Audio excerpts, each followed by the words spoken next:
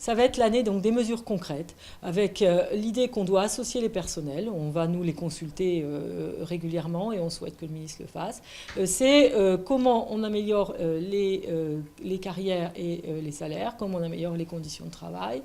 C'est faire un bilan de la formation des maîtres et c'est s'attaquer à la question de l'éducation prioritaire et du collège.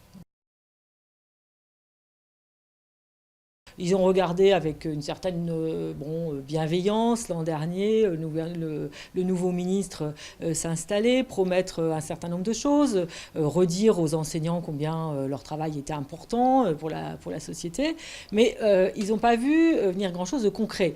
Le ressentiment des profs en lycée est très grand parce que beaucoup disent on nous met dans des conditions intenables, on a diminué nos horaires de discipline. Et ça n'a pas de sens d'enseigner une discipline en 1 h 30 parce qu'on ne fait rien passer en termes de contenu formateur.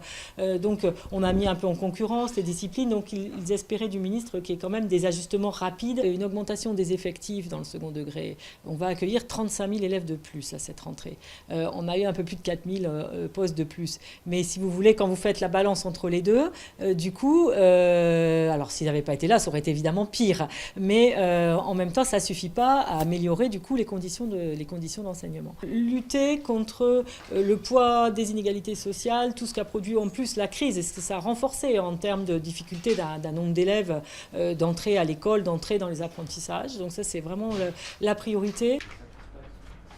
Et quand même, tous les débats qu'on a et tous les discours ministériels,